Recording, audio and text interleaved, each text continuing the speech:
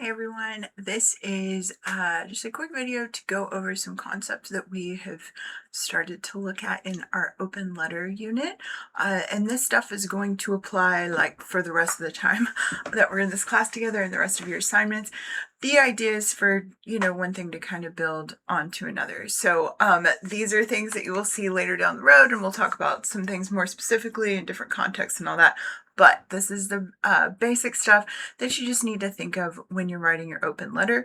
And a lot of this stuff is what is like on the rubric that I'll use to grade as well. So this is all about argument. And I know the connotation when we talk about an argument is kind of negative, right? So if I say, oh, I had an argument with my husband, that the idea is there's some friction there. Like maybe people are getting frustrated or angry or that kind of thing. But an argument in an academic sense, while it has like maybe like passion and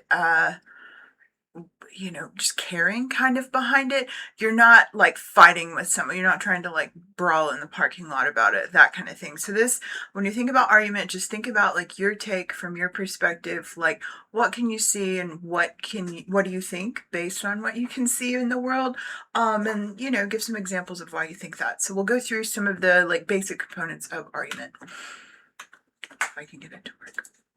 All right, so here's your recipe for creating a solid argument. Number one is you need to have a main point or like a focus, right? There's something that you're talking about. The example that I'm going to use in this slideshow presentation is about high school start times. I know you guys aren't in high school. It just was, an example. So your claim, so your big point that you were going to kind of try to make through the entirety of your project. So our example would be high school should start later in the morning. So this is a arguable position. Someone could say, oh no, they shouldn't, like let's get there as early as we can, get it over with. It's an opinion, right?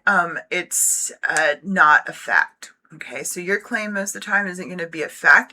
And fact would be like high school starts at 7:45 a.m. And a claim would be high school starts at 7:45 a.m. and that sucks. Okay, so high school should start later in the morning.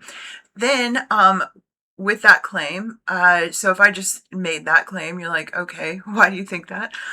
Or that's not very convincing, just your one little sentence. So you need to include some evidence in there that kind of backs up what you're saying. So like what specific stuff that happens because high school starts too early. So this is where you include like examples, and you want to be as specific as possible.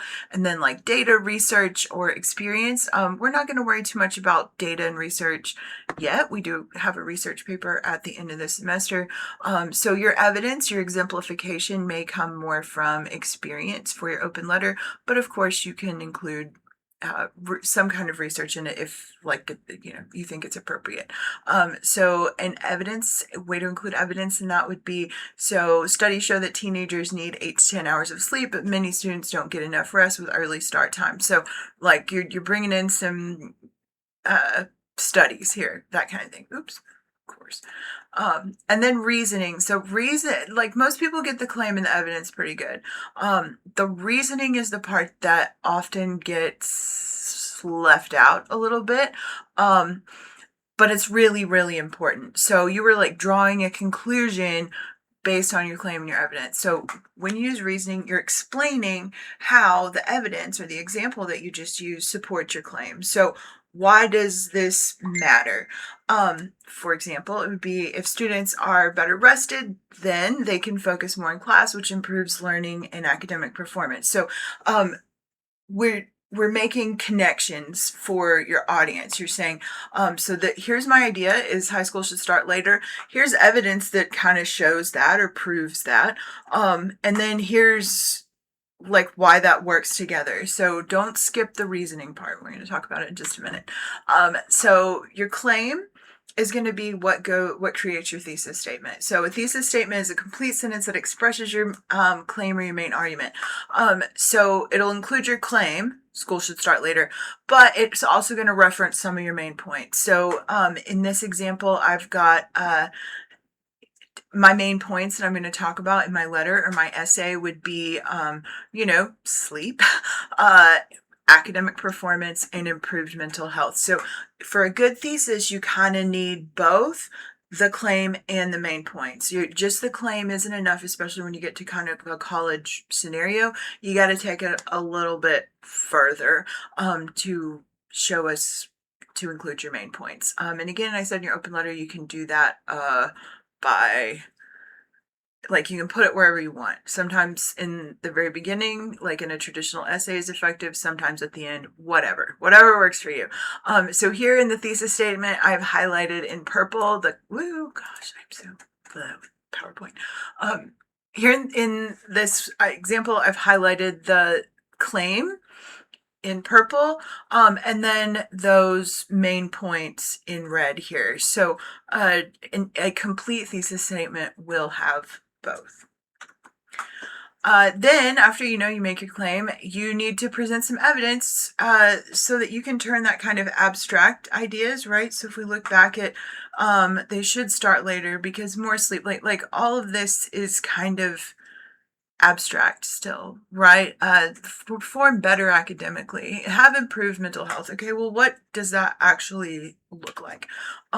So this is when you use evidence and exemplification, you are taking abstract ideas and turning them into concrete stuff. Because you've told us what you think high school should start later. Now you show us how that plays out in real life. So exemplification supports your argument by using specific as possible concrete examples. So if your thesis is high school should start later because with more sleep, teenagers perform better academically and have improved mental health, we get into exemplification. For examples, many high school students wake up before 6 a.m. to catch the bus, which leaves them tired. So here we are trying to paint a little bit of a picture. And this little example does not paint a fantastic picture, but it is showing us kind of how this lack of sleep happens. So in a student's life. All right. So using examples is really important. And again, the reasoning thing, reasoning explains why your evidence supports your claim or your thesis. So you need to explain why your examples connect to your main idea or your claim. Don't expect your audience to make that mental leap for you. So without including your own reasoning, so your own statement about why the evidence supports your claim, it's incomplete. Okay. And this is the one I see people kind of miss, especially when it comes to research paper and stuff, but explain it to us. Explain why you use that evidence to support your claim and kind of what we can learn from that. Okay. Example for reasoning. I'm not going to read through all this first part again. So reasoning is where you're making connections, right? So we're saying because students are tired, they have trouble focusing and retaining information. So we're establishing a cause and effect situation. So if we're saying many students wake up at 6 a.m., well, that would be the cause, and the effect is that they're tired, and the effect of that is that they have trouble focusing. So this is kind of bringing in some logic to it, right? So you might think of this in terms of cause and effect. So why, right? Asking why would be cause and effect, and also if then kind of thing. So if students don't get enough sleep, then they can struggle mentally, that kind of thing. So reasoning is really important. This is an example paragraph that I have highlighted for you, and I'm going to read for you just so you have time to read it. And I've highlighted the claim in purple and the evidence in blue and the reasoning in green. So here's the paragraph. High school should start later because with more sleep, teenagers perform better academically. You'll notice I took off that mentally part because that's probably a different paragraph, right? This is just one paragraph, so we're just looking at the academically thing. So the evidence for that, many high school students wake up before 6 a.m. to catch the bus, which often leaves them exhausted during the first class of the day. This is factual, right? This is what time kids get up, and then they're exhausted. That's pretty factual as well. And then an example, for example, a student who stays up too late or stays up late to complete homework may only get 5 or 6 hours of sleep and then struggle to stay awake during lectures or concentrate on tests. So that is giving, we haven't painted a really beautiful, clear picture of a student. We haven't learned their name or all about their struggles. We could, I guess, if we wanted to, but it's by putting it, oh, dang it again. Wrong way. No, no, no, no. There we go. We're giving it a student. So instead of this idea, this general kind of idea about teenagers in our claim, we're making it about one student kind of thing. And then you bring your reasoning in, which is like a lot of this paragraph, which is kind of good, right? So because students are not getting enough rest, they have difficulty focusing, processing information, and retaining what they learn. This lack of focus can lead to lower grades and decreased academic performance. And I mean, you could throw in exemplification and research for a lot of this stuff as well. But yeah, so this lack of focus can lead to lower grades and decreased academic performance, which shows that early start times negatively affect students' abilities to succeed in school. So this is kind of a good like setup for a paragraph when you're doing some kind of argument, like have that first topic sentence, be real clear about what point you're going to make, what your claim is, then throw in some exemplification. You may need one, you may need two, whatever, and then bring in some reasoning. One thing, if I was going to use two examples or two like facts, or if I was going to use two examples in this paragraph, I would probably not have I would probably make another blue section like down here at the bottom and then another green section under that. So you can like mix up your evidence and your reasoning however you want. I guess you could do like a big blue section and then one big green section if you had more evidence that you wanted to include, as long as they are like clearly playing together. But this kind of first sentence is your claim, second good sized chunk is your evidence, and then third good sized chunk is your reasoning. So make sure your reasoning's there. One other thing that I want you to think about, or for this open letter, and that I want to introduce for like upcoming units, is audience. So audience, obviously the group of people you are talking to. If you are performing in a play, your audience is the people who are, in the chairs out there. Audience can be more slippery than that though, right? So if you think about like social media, if you have your profile set to not private, then kind of your audience is anyone could see it. But based on what you're going to talk about in your social media profile, like are you going to talk about parenthood? Are you going to talk about different flavors of candy? What are you going to talk about? And so if you are mostly going to make content about, being a parent, then your audience is probably other parents, right? So the audience and the argument are really tied together, because if you're making content about parenthood, don't expect people who aren't parents to care that much, right? Or to benefit from this, that kind of thing. So for the schools, an audience really determines like how you present your information. So for an example, for school start times, if you're writing your open letter to fellow students, let's say you're a student writing this open letter, your examples and your reasoning might be different than if you were writing it to administrators. So fellow students might care about stress and like how time consuming extracurricular activities are, and like mental health struggles and like, interpersonal stuff. Like students are going to care about how they experience the school start time. So you have to use evidence that fits them. However, if your audience is school administrators, you might focus more on research and test scores and attendance data. Like, sure, yeah, they care about how students feel, but they are not. They're not dealing with that day to day. Maybe they're dealing with more students in a big group. So that will change how you talk about it. The open letter is interesting to try to do this with, because your explicit audience could be school administrators. And then you'd focus on like research, test scores, attendance data. But maybe your implicit audience is also like students. And there's also elements of stress and extracurriculars and mental health. So do think about your explicit and implicit audience. So your explicit audience is your dear whoever, and the implicit audience is like the wider group that this might apply to. Yeah, you can do some interesting things with exemplification with that. But really being like clear on what your audience is helps you decide what kind of evidence you use, how you explain it, and even like what your tone is. Because if I'm a student talking to fellow students, I am going to probably use language a little bit differently, use writing structure a little bit differently than I would if I'm talking to administrators who would like more like formal academic or, technical terms and that kind of thing.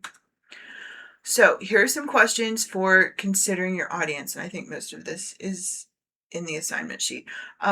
So one, who is my audience, right? It's never everybody, right? Like, dear everyone. It's always something. It can be pretty broad, but it does need to be specific. So think about your explicit and your implicit audience. The more specifically you can name your audience, the better off you're going to be. That doesn't mean that your audience can't be broad. It just means you need to be really clear and specific for yourself about who you're writing to. Okay. What does my audience already know about this topic? So if you're writing to, something that's pretty niche and has a lot of technical terms, consider if you are writing to an audience that already knows all of those terms, or if you're writing for a broader audience that you might have to like explain some of this stuff. So what do they already know? Because for people you don't want to like just be going over kind of information that everybody knows already, but you want your argument to work, and in order for argument to work, like, people have to know what you're talking about. So that can be a little bit of a balancing act. Getting a good specific idea of your audience also makes your argument better, because you can really zero in on what they care about. So students may care about school start times because they're exhausted and stressed out, and like, the experience for them is kind of miserable. Administrators might care more about the numbers, right? Or like broader groups, or how students interact in groups based on test scores and that kind of thing, because administrators have to like deal with laws and stuff. So it makes a big difference. What might your audience agree or disagree with? What kind of evidence will convince them? So like different evidence is going to convince different audiences. And what do I need to explain more clearly, so that I am providing enough information that my reasoning makes sense, but I'm not like kind of talking down to my audience or giving them stuff they already know, which is boring. So put it together in your open letter. These are things that we'll be looking for when I grade, and your rubric and all of that. So one, have a clear claim. What do you want to change? What do you want to argue? Like what's your point? And then develop a strong thesis, which is your claim and your main reasons together, and put that in there somewhere. Okay. I should be able to find it. Don't highlight it. Oh, here it is. I should be able to find it. That's a thing with thesis statements. Use examples, so show real situations your audience can understand. Include reasoning, explain how those examples show your point, like spell it out for us a little bit. And then, throughout, consider, and maybe this should have been step one, whatever. But consider your audience. Who are you writing to, and what will convince them? That kind of thing. All right. I think that's it. Yep. Happy writing.